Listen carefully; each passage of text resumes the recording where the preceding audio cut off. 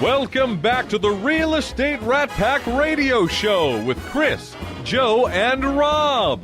The crew is taking your calls, so dial in at 1-800-808-5548. And we are back. We were having a lot of fun on the break. I just want to say, break? always the same. Every time I hear it, I want to do it. And Rob. There we go. Actually, I want to repeat Gap Crack with that voice on it. I don't even. How would Simon do that? I'd have to. I don't know, but if anyone wants to have a laugh, is on our Facebook Website. page and our website. We have the last segment of last week's show. That was, if you want to hear us completely out of control.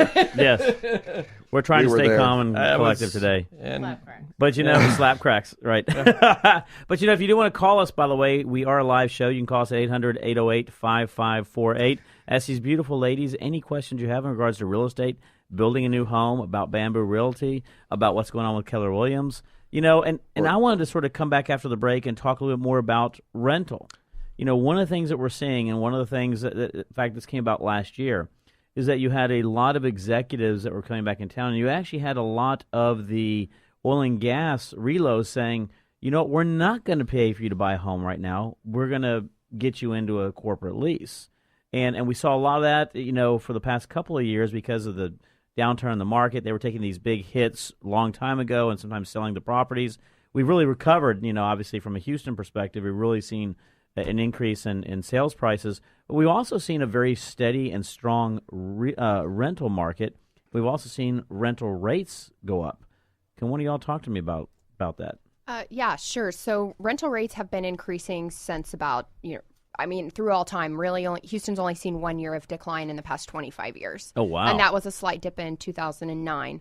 So it's been steady stream for a long period of time. More recently, we've seen rates go up anywhere between 6 and 12% across the city, but within the 610 loop, right here in the heart of the city, more like 12 to 20%. Good night. Do you know what the average rental in Houston is right now? What? You won't believe it. $1,800. $1,800. Wow. And within the loop, you're seeing almost a 20% increase within the loop. What's driving this right now?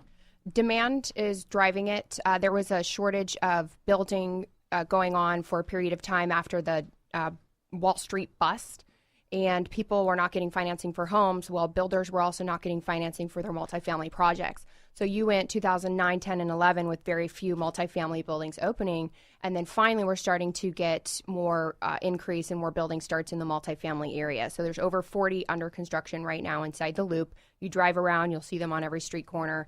I think by the end of the year, we'll see another dozen or so get started. There's approved all the way through 2015 on what's planned out. So there's hopefully, inventory will catch up to demand, but at this point it's still lagging behind. So we're still seeing the spike in rates. Well, how about in the Clear Lake area and down all on the south side of town? What are you seeing down there? It is so hard to keep a lease. All the leases go. We don't even get it hard before it is already leased. Wow. And if at all possible, we try to let all the agents know in our office because they have so many people that have relocated to the area. And, of course, in regards to, like, the spike increase in regards to what people used to pay and what they're paying now is tremendous. If anyone calls me and they say, my lease is going to be up, I need to move someplace else, I'm like, if you can stay where you are, please stay there. And that was my next question is how do you advise individuals right now that are coming into town to talk about, two things. This is sort of a two-part question. Number one is how do you advise them about what's going on with the leasing or rental market right now? Then also what do you advise them in regards to purchasing versus leasing? Because that's another question a lot of times comes up is should I lease for a year and then buy or should I buy now? So answer both those if you don't mind, either which one of you. Yeah, so when I am first introduced to a client and understanding what their needs are, I always ask the question of how long do you expect to stay in Houston? And overwhelmingly, I hear 2 or 3 years. People don't move here and intend to stay for the longer term. So At that point, a rental decision is usually made, and I start to help manage their expectations on what the rental market here looks like. You can't move to Texas and get, the bells and whistles for $1,000 a month anymore. You can get the bells and whistles, like Rob said, for closer to $1,800 or $2,000. So we have a big influx from New York and Chicago and San Francisco with the expectation they're going to save money on cost of living, but really it's equalized by the higher rental rates here. And as far as rent versus buy decision making goes, once people get to Houston, they realize they actually really like it, and their 2 to 3 year turn now becomes 5 years or longer. They say, gosh, is now the right time to buy? And that's when we have the rent versus buy, conversation. So we definitely have that very often in our business. Oh, wow. And how about you, Pamela? Same thing?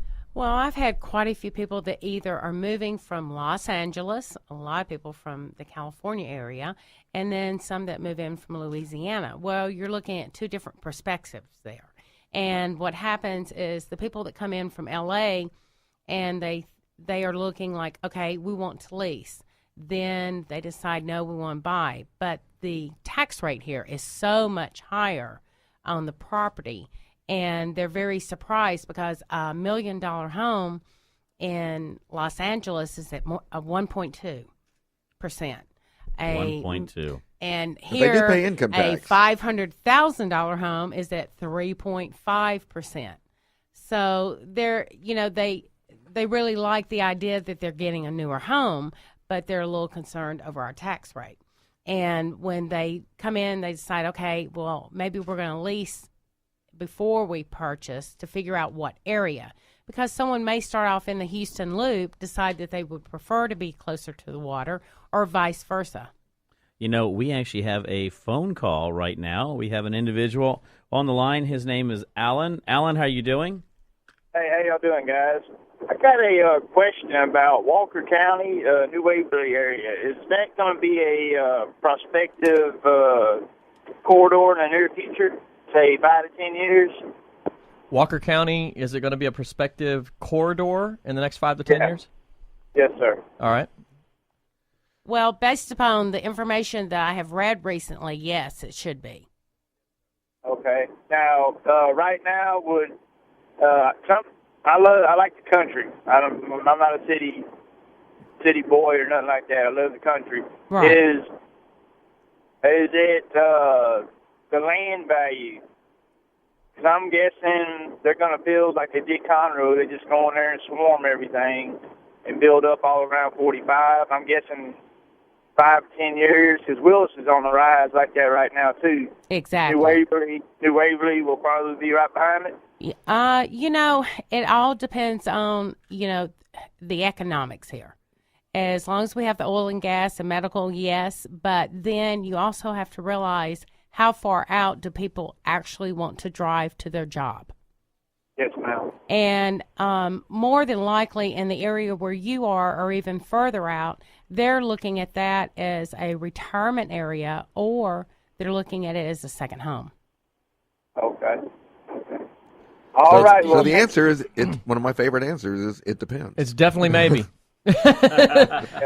You never know. What's fun about it is you never know. Something as simple as what's going on in the Woodlands is a great example. A company makes a decision to do what they're doing, Exxon, and that big massive project out there, and that's created a whole new city in essence, with its own range of drive time that someone's willing to go. The person that lived in Conroe may have never wanted to drive downtown to hold a job in oil and gas, but now they don't have to. There's a whole lot of options that are a lot closer to them. So those kind of things can alter what's happening in your part of the country as well. And the evolution of construction and development often does flow along, major arteries such as 45, 59, I-10. I mean, it just makes sense because you have to have access to traffic. I mean, to be able to get, Okay, well, I appreciate y'all show, and I thank y'all for answering my questions. You bet. Thanks for tuning in. Thank you very much, Alan. Okay, thank you. Bye-bye. And those are always good questions because, as Joe was pointing out right there is, boy, if you look at where Houston was, and let's not go back too far. Well, let's go back far. Let's go 30 years, and then go 20 years and then 15 years, right? 10 years ago or 15 years ago, you'd drive out to San Antonio, and Katy was, like, far away. I mean, you would go out there and you'd see this little trickle of light, and you'd be like, I think that's over. That's a new subdivision they have off of Mason. And now there's no difference when you're driving to San Antonio. You got to get way past, Brookshire before you're really out of Houston nowadays, right? So, I mean, and you see those hubs, right? You look at all these hubs that have been growing. Same thing. You go down to your side of town now, you go down 45. You used to have these big gaps between Clear Lake And let's say the League City down to That is Texas correct. City. Right. Now it's continuous. now it's almost all the way. continuous Again, right there. The East All the way Coast to has been that way. Galveston. The megalopolis is what it is. You just go Right. from one city to another, and it just all blends together, and that's exactly what's happening to us. The cracks are being filled in.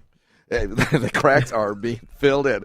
There's a subject that we're probably not going to drop ever. I don't think we're ever going to drop it. It's always good for some good one-liners once in a while. I don't know if we should charge PermaPeer extra or if we should give it free. I don't know how that breaks, which way it goes. We're getting that 2-minute warning again, but when we come back, I want to kind of give Lee a chance to talk about OneGuard a little bit, and then talk about the agents. Yes, we can. We are. If they paid I've already got their money for this month, so the bills. Okay, the bill's paid. It's in. So, Okay, well then it's fine. No, Lee's always right. First person to pay Snap for to it. sponsorship. You bet. And so I want to talk about that a little bit, how important it is, and then talk with both of our guests here as how they utilize home warranties. Absolutely. And so, but we got another minute or so. We still have a little bit, and one of the things also, getting back to the rental market and getting back to expansion in Houston, one of the things that we always see is that and you were mentioning this, Sarah, as we're bringing more properties online, we're going to see the rental market definitely, I don't want to say soften, but sort of even out and sort of level out over a period of time, which will make it easier for individuals to find a place to live. I mean, one of the things I think we're seeing in the rental market is the same thing we're seeing in the purchase market. Multiple offers. You get, like you mentioned, person gets their home. They say, I want to put my home back on the market for lease. It's gone like that. Yeah. And so, how do you, we talked about this, is how do you preface somebody, same thing about a home buying, to be able to be prepared that you might not get that one home that you want to lease right away. Well, we talk, managing expectations, and the same holds true for multiple offers. I tell clients right up front that if you can do a longer than 12-month lease term, you should. If you can pay cash up front for your lease term, you should. And if you can start your lease immediately, then you should. And we talk about how can they sweeten the deal. And that's really where we start. It's managing expectations. And have great credit scores. Yes. Because, landlords are being very picky right now. Well, no, and they can be. Just kind of self-servingly asked that question, but I opened that I up for see you, it Joe. more. Yeah, I see it more and more in the leasing and rental market. It's getting just as hard to qualify for a lease or rental as it is for a home purchase. I would. People kind of have agree. this mistaken, idea that, well, my credit's messed up, so I'll just rent or lease. No, you might be living with mom. Well, speaking of living with mom, we're going to be on a break here in a few seconds. She keeps looking at us right now saying, guys, it's already past the time. So stay tuned. We'll be right back. When an irresistible force such as you meets an old immovable object like me, you can bet as sure as you live, something's gotta give, something's gotta give, something's gotta give.